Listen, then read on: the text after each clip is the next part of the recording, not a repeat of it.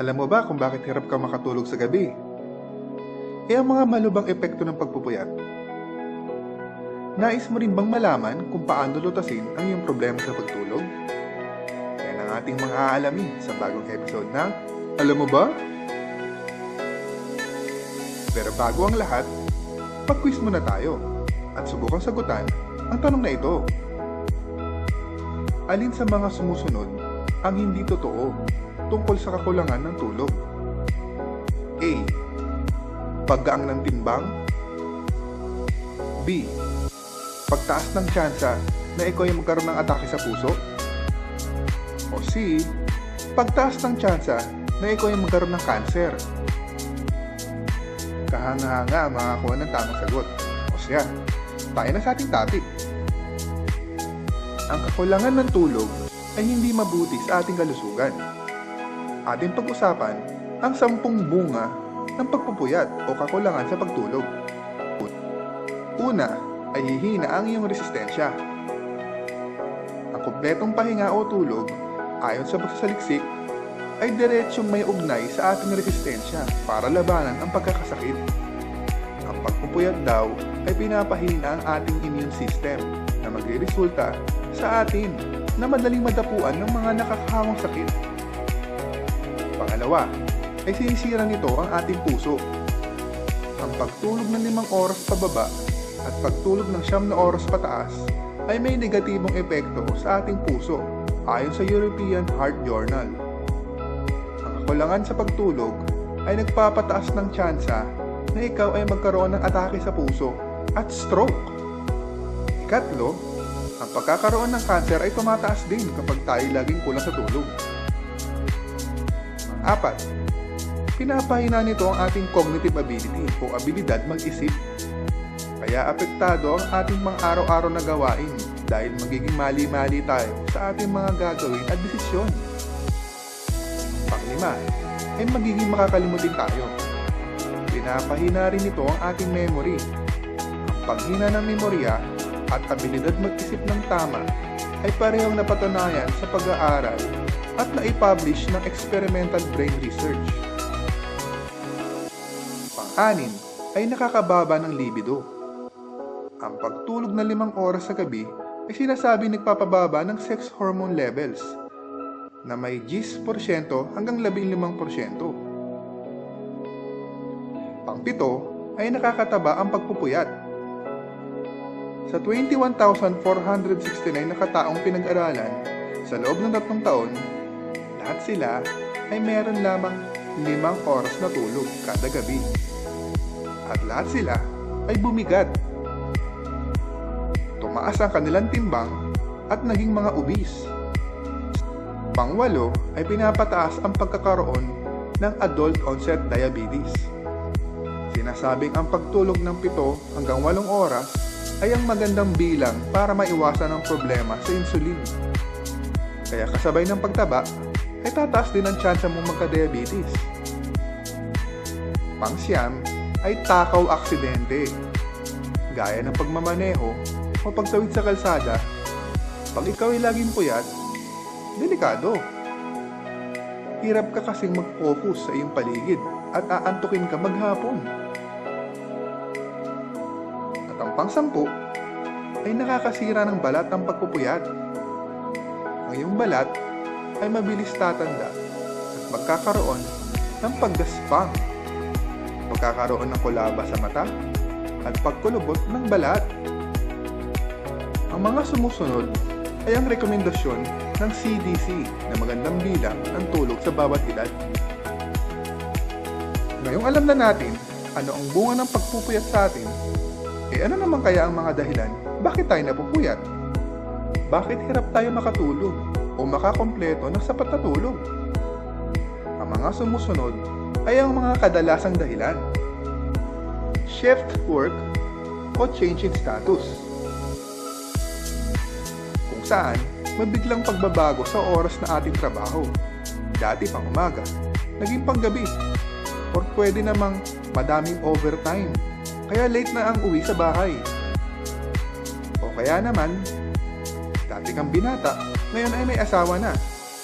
Kaya may epekto ito sa iyong pagtulog dahil may makakasama ka na sa bahay at kwarto. Meeting deadlines. Sa mga estudyante o mga nagtatrabaho na, madalas itong dahilan kaya napupuyat.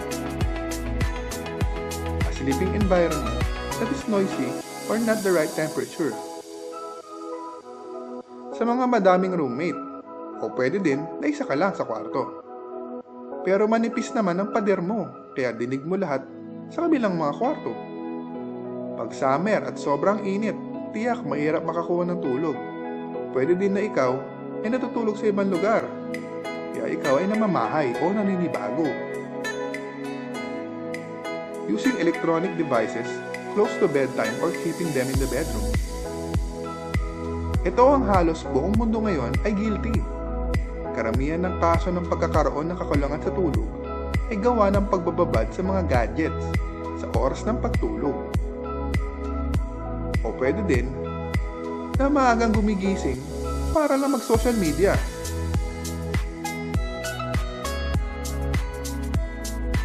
Medical problems such as depression, sleep apnea, or chronic pain. Ito naman ay mga hadlang na hindi sadya dahil kapag ikaw ay dumaranas ng sakit, maaapektuhan talaga ang iyong pagtulog dahil hindi maganda ang iyong kalusugan. Dagdag pa ang labis na pag-iisip, kalungkutan, takot at pag-aalala. Caring for another person during the night. Ito ay patungkol naman sa mga may inaalagaan, pwedeng magulang o mga mag-anak, o kaya naman ay ang mga caregiver na nag-aalaga na matanda.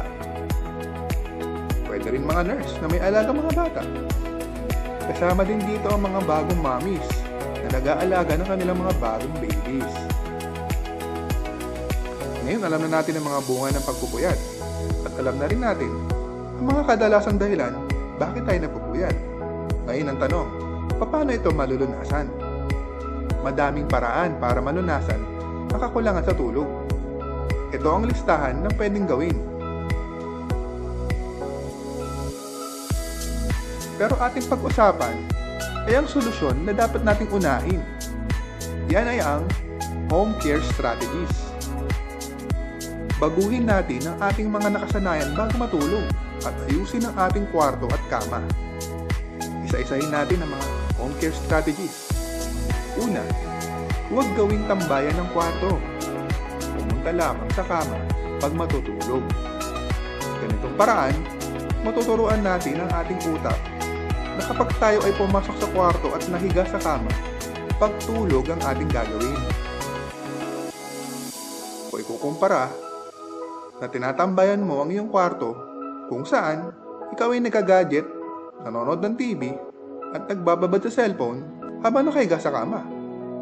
Ang magiging imahe ng iyong utak sa iyong kwarto at kama ay hindi ito tulugan kung hindi tambayan at aliwan. Pangalawa, ugaliing matulog at gumising ng parehong oras araw-araw. Halimbawa, alas 10 ng gabi ang tulog at alas 5 ng umaga ang gising. Subukan gayahin ang oras na yun araw-araw para ito ay maging routine ng utak. Pangatlo, huwag kumain 2 hanggang 3 oras bago matulog. Pang-apat, subukan matulog. Pag lumipas ang 20 minuto at hindi ka pa rin makatulog, bumangon saglit at magbasa. Mas boring ang babasahin mo, mas maganda. Pagkatapos magbasa, subukan ulit matulog. Pang-5, magkaroon ng regular na ehersisyo sa umaga. Pang-6, panatiliing malinis ang kwarto, ang kama, kumot, at mga unan at pundan nito. Maligo ka na rin para presko ang pakiramdam. Pang-8, dapat ang kwarto ay maganda ang ventilasyon ng hangin. Dapat patay ang ilaw o madilim ang kwarto pag matutulog. Pang-9, gumamit ng soundproof para hindi masyadong marinig ang ingay sa ibang kwarto. At kung may kasama sa kwarto, gumamit ng earphones at magpatugtog ng relaxing music. Maganda ang mga classical music. Huwag magpatugtog ng mga music na iyong paborito dahil instead na antukin ka, lalong magigising ang dugo mo. At pang-10, huwag mo nang buksan ang iyong mga gadget, radyo o TV pag oras na ng tulog. Ipagpabukas mo na ang pag-check ng status mo sa social media. Tandaan, mas mahalaga ang iyong tulog kaysa sa social media.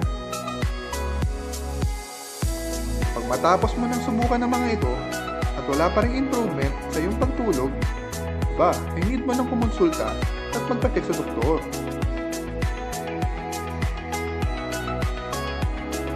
Nawa ay madami kayo natutunan at nag-enjoy sa mga kalamang na napanood.